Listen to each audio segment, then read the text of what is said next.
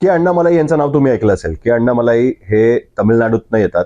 भारतीय जनता पार्टीचे तिकडचे नेते आहेत आणि महाराष्ट्रामध्ये पण ते माहिती आहेत, कारण 6 महिन्यापूर्वी म्हणजे जानेवारी महिन्यामध्ये मुंबई महानगरपालिकेच्या निवडणुकीच्या माध्यमाच्या वेळेस ज्यावेळेस भारतीय जनता पार्टीच्या प्रचारासाठी ते मुंबईत आले होते, तेव्हा त्यांनी कॉन्ट्रोवर्सी उभी केली होती.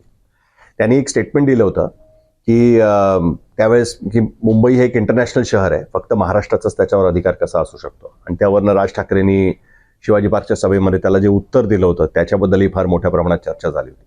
त्यांनी काय उत्तर दिलं होतं मी ह्याच्यामध्ये जाणार नाहीये किंवा माझ्या व्हिडिओचा विषयही तो नाहीये. पण अण्णामलाई पुन्हा एकदा चर्चेमध्ये आलेले आहेत आणि अण्णामलाई चर्चेमध्ये यायचं आणि राहण्याचं सगळ्यात महत्त्वाचं कारण असं आहे की पूर्ण देशामध्ये एकच प्रांत असा आहे किंवा एकच राज्य असं आहे की ज्या ठिकाणी भारतीय जनता पार्टीला अनेक वर्ष प्रयत्न करून सुद्धा म्हणावा तसा शिरकाव करता आलेला नाहीये. ते राज्य अजूनही भाजपपासून पूर्णपणे दूर आहे आणि त्या राज्यामध्ये या अण्णामलाईंच्या जोरावरती काहीतरी आपल्याला करता येईल याचा प्रयत्न भारतीय जनता पार्टीचा होणार होता. आणि ते अण्णामलाई आज भारतीय जनता पार्टी सोडण्याचा विचार करतायत. त्याबद्दल मी तुम्हाला सांगणार. नमस्कार, मी साहिल जोशी. अण्णामलाईंची इनसाइड स्टोरी आपण त्याच्यावर बोलणार. तर अण्णामलाईंची ओळख तर तुम्हाला सगळ्यांना माहिती असेलच, मुंबईच्या आणि महाराष्ट्रातल्या लोकांना आहेच, कारण त्या काळामध्ये त्यांनी जे स्टेटमेंट दिलं होतं त्यावरनं राज ठाकरेंनी घेतलेला समाचार आणि या सगळ्या गोष्टी आपण बघितलेल्या आहेत. पण अण्णामलाई यांची खरी ओळख मी जी मगाशी म्हटली ती की भारतीय जनता पार्टीसाठी दक्षिणेतल्या तमिळनाडूचे दरवाजे ते उघडे करून देऊ शकतात, अशी एक त्यांची खरं तर ओळख होती. आणि हे राज्य असं आहे की जिथे भाजपला अनेक वर्ष प्रयत्न करून सुद्धा म्हणावा तसा शिरकाव करता आला नाहीये. भाजपचे खासदार सुद्धा तिकडनं निवडून आलेत. म्हणजे कोइंबतूर लोकसभा मतदारसंघातनं जे महाराष्ट्राचे माजी राज्यपाल आणि आताचे उपराष्ट्रपती आहेत CP राधाकृष्णन, ते एकदा निवडून आले होते. पण त्यानंतर त्यांना पुन्हा त्या पद्धतीने निवडून येता आलेलं नाही आणि ते खासदार जरी झाले तरी राज्यामध्ये काही भारतीय जनता पार्टीला फारसं काही करून दाखवता आलं नव्हतं. केरळमध्ये भाजपने प्रयत्न करतात, तिकडे RSSचा कॅडर आहे, तिथे भाजपचा शिरकाव सुरू झालाय. महापालिकेमध्ये त्यांना बऱ्यापैकी मतं पडली तिरुवनंतपुरमच्या. कर्नाटकमध्ये त्यांची सत्ता येऊन गेली, आंध्र प्रदेशमध्ये त्यांचे लोक आहेत, तेलंगणामध्ये त्यांचे लोक निवडून येत आहेत. पण तामिळनाडू मात्र त्यांच्यापासून पूर्णपणे दूरच नेहमी राहिलेला आपण बघतोय. ह्या परिस्थितीमध्ये 5 वर्षापूर्वी त्यांना एक नवीन चेहरा तामिळनाडूच्या राजकारणात सापडला होता, ते म्हणजे अण्णामलाई. अण्णामलाई खरं तर एक IPS अधिकारी होते. त्यांनी आपली या IPS सर्व्हिसचा राजीनामा देऊन राजकारणामध्ये उडी घेतली आणि भारतीय जनता पार्टी जॉईन केली. भाजपचं पूर्ण देशभरातलं राजकारण जर आपण बघितलं सध्याचं, तर ते हिंदुत्वाचं राजकारण आपण स्पष्टपणे बघत असतो. केरळमध्ये सुद्धा ते हिंदुत्वाच्या राजकारणावरतीच पुढे जायचा प्रयत्न करतात. पण फॉर सम रिझन तामिळनाडूमध्ये मात्र त्यांना त्याचा अटकाव होतोय. याचं कारण तामिळी आयडेंटिटी, तामिळी अस्मिता आणि सगळ्यात महत्वाचं तिकडचं जे राजकारण आहे त्याच्यामधले संदर्भच फार वेगळ्या पद्धतीने बदलून आणि तिकडे हिंदुत्वाचा शिरकाव भाजपला पाहिजे त्या पद्धतीने त्यांना करता येऊ शकत नाही. तर अशा परिस्थितीमध्ये त्यांना अण्णामलाई आढळले. अण्णामलाईंनी पक्ष जॉईन केल्यानंतर सगळ्यात महत्वाची गोष्ट त्यांच्यासाठी ही होती की त्यांची आयडेंटिटी नवीन होती. एक यंग चेहरा, शिकलेला चेहरा, IPS अधिकारी, राजीनामा देऊन ते सर्व्हिस राजकारणामध्ये उतरलेले आहेत. दक्षिणेतल्या कुठल्याही एका मोठ्या फिल्ममध्ये जो हिरो शोभेल अशा पद्धतीचं खरं तर हे सगळं त्यांचं CV आपण म्हटलं पाहिजे की शिकलेला अधिकारी, त्याला सिस्टीम बदलायची आहे आणि तो राजकारणामध्ये उतरलाय. दक्षिणेमध्ये अशा पद्धतीचे स्क्रिप्ट खूप मोठ्या प्रमाणात चालतात.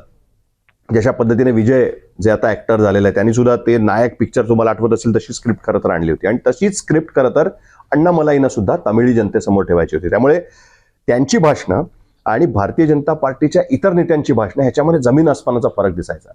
मुळात द्रविड पॉलिटिक्स हे किंवा DMK, AIDMK ह्यांचं जे राजकारण आहे ते हिंदू धर्मातल्या कट्टर ज्या गोष्टी त्याच्या विरोधातलं राजकारण आहे. ब्राह्मणवादाच्या विरोधातलं राजकारण आहे. तिकडे दलित पॉलिटिक्स मोठ्या प्रमाणात आहे, OBC पॉलिटिक्स मोठ्या प्रमाणात आहे. अशा परिस्थितीमध्ये भाजप तिकडे सनातन या मुद्द्यावरनं राजकारण करायचा प्रयत्न करत राहिली. ज्यावेळेस MK स्टॅलिन यांचे पुत्र उदयनिधी स्टॅलिन यांनी ज्यावेळेस सनातन जे स्टेटमेंट दिलं होतं त्यावरनं जे वादळ झालं होतं त्यावेळेस भाजपच्या नेत्यांनी त्याला जोरदार विरोध केला होता. पण तरी अण्णामलाई यांच्या भाषणामध्ये शक्यतो करप्शन म्हणजे भ्रष्टाचार, ऍडमिनिस्ट्रेशनमध्ये काय बदल करता येतील त्याच्याबद्दलचे त्यांची भूमिका आणि सगळ्यात महत्वाची एक फ्रेश आयडेंटिटी, एक नवीन चेहरा या माध्यमातून त्यांनी लोकांसमोर जायचा नेहमी प्रयत्न केला आणि त्याच्या बदल्यामध्ये त्यांना तसा रिस्पॉन्सही मिळत आतापर्यंत राहिलेला आहे. AIADMK बरोबर आपण अलायन्स करता कामा नये हा त्यांचा नेहमी मुद्दा राहिलेला आहे अण्णामलाई यांचं नेहमी म्हणणं असायचं की तामिळनाडूमध्ये जे एस्टॅब्लिश्ड पॉलिटिक्स आहे आता किंवा जे राजकारण होतं डीएमके AIADMK याच्या पलीकडे राजकारण बघण्याची गरज आहे. स्टॅलिन एका विशिष्ट वयात येऊन पोचलेले आहेत, करुणानिधी यांचं निधन झालेलं आहे, जयललिता यांचं निधन झालेलं आहे. ह्या दोन्ही पक्षांकडे च्या पलीकडे लोकांना बघायचं आणि त्यासाठी म्हणून भारतीय जनता पार्टीला पुढे आलं पाहिजे आणि म्हणून भाजपने कुठल्याही एका पक्षाबरोबर अशा पद्धतीने अलायन्स करू नये, काही वर्ष त्याच्यामध्ये घालवावीत, पण स्वतःची आयडेंटिटी निर्माण करावीत. त्यासाठी कुठेतरी भाजपचं नेतृत्व अजूनही तयार नव्हतं आणि म्हणून AIADMKशी अलायन्स करायचंय म्हणून अण्णामलाई यांना भारतीय जनता पार्टीचं तामिळनाडूचं अध्यक्षपद पण सोडायला लागलं होतं. आता निवडणुका झाल्या. या निवडणुकीमध्ये विजय नावाचा एक नवीन उदय हा तामिळनाडूच्या राजकारणात झाला आणि असा झाला की ते सरळ मुख्यमंत्रीच झाले. विजय यांची पार्टी, त्यांना 108 जागा मिळाल्या, पण काँग्रेस आणि यांच्या समर्थनाने त्यांनी तिकडे सत्ता मिळवली. तर विजय यांचा पिच जो होता राजकारणातला तो तामिळनाडूतल्या तरुणांसाठी, तामिळनाडूतल्या त्या लोकांसाठी की ज्यांना DMK आणि AIADMKचं राजकारण नकोसं झालं होतं, त्यांच्यासाठी एक नवीन ऑप्शन त्यांनी लोकांसमोर ठेवला आणि तो पटकन लोकांनी पिकअप केला. इथे कुठेतरी अण्णामलाईंना वाटलं की त्यांचा पक्ष चुकलाय. ते आपले त्यांच्या जुन्या ट्राईड अँड टेस्टेड हिंदुत्वाच्या फॉर्म्युल्यावरती तामिळनाडूमध्ये पसरायचा प्रयत्न करत होते. बॅरेज तामिळनाडूमध्ये लोक एक नवीन ऑप्शन बघत होते, पण वेगळ्या पद्धतीने ऑप्शन बघत होते. तो ऑप्शन विजयाने दिला.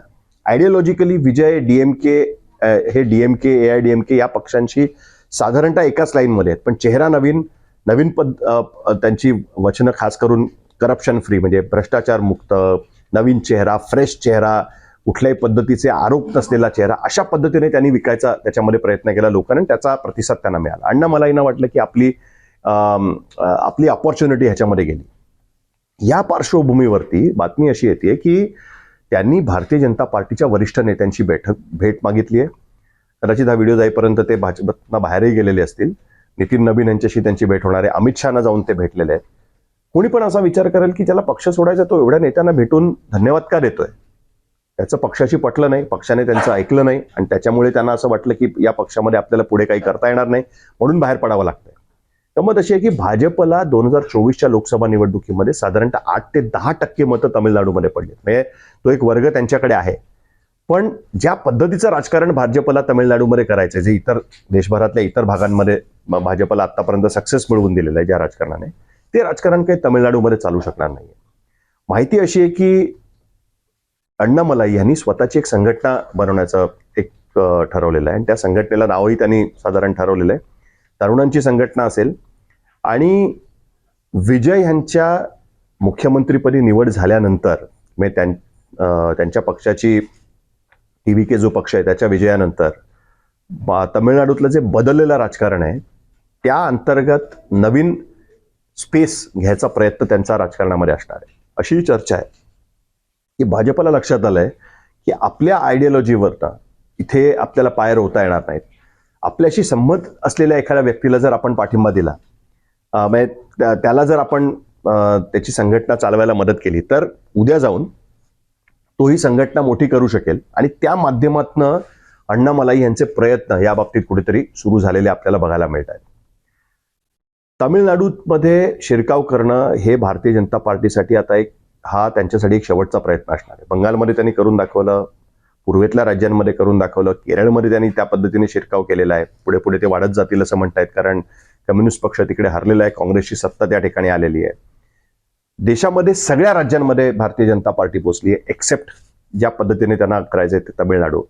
अण्णामलाईंना पक्षाच्या बाहेर ठेवूनही ते त्या पद्धतीने करायचा प्रयत्न करतायत का याच्याकडे आपण लक्ष दिलं पाहिजे, कारण एक वेगळीच राजकीय स्ट्रॅटेजी त्याच्यामध्ये बघायला मिळते. आतली बातमी अशी आहे की कदाचित भाजपचा छुपा पाठिंबा अण्णामलाई यांना असेल. तो पाठिंबा वेगळ्या पद्धतीने असू शकतो, कारण तामिळनाडूतले एक नेते असं म्हणाले की जर त्यांना वेगळा पक्ष काढायचा असेल तर 500,000 कोटी आहेत का त्या अण्णामलाईंकडे? नक्कीच त्यांच्याकडे नसतील. तर उद्या जर त्यांनी पक्ष काढला आणि जर त्यांच्या पक्षांच्या मोठ्या रॅलीज, त्यांना हेलिकॉप्टरने इकडून तिकडे घेऊन जाणं, या सगळ्या गोष्टी जर बघायला मिळाल्या, त्यांच्या पक्षातल्या कार्यकर्त्यांना तशा पद्धतीचा सपोर्ट बघायला मिळाला, तर एक नक्कीच आपण गुणगाड बांधली पाहिजे की कुठली ना कुठली तरी शक्ती, त्याचा आशीर्वाद, हात त्यांच्या पाठीशी आहे. तर त्या पाठिंब्यावरती अण्णामलाई कुठपर्यंत घेऊन जातात तो पक्ष, याच्यावरती आपण लक्ष ठेवणं आवश्यक आहे. पण एक इंटरेस्टिंग पॉलिटिकल टर्न तामिळनाडूमध्ये होतोय. म्हणून हा व्हिडिओ तुमच्यासमोर ठेवला. कसा हा व्हिडिओ वाटला तुम्ही कमेंट बॉक्समध्ये लिहून टाकू शकता. आणि मुंबई तकचं यूट्यूब चॅनल तुम्ही हे व्हिडिओ बघण्यासाठी, अशा पद्धतीचे व्हिडिओ बघण्यासाठी जर अजूनही सबस्क्राईब केलं नसेल तर सबस्क्राईब करा. बेल आयकॉनवर क्लिक केलं तर तुम्हाला आमचे अपडेट्स मिळू शकतात. बघत राहा मुंबई तक.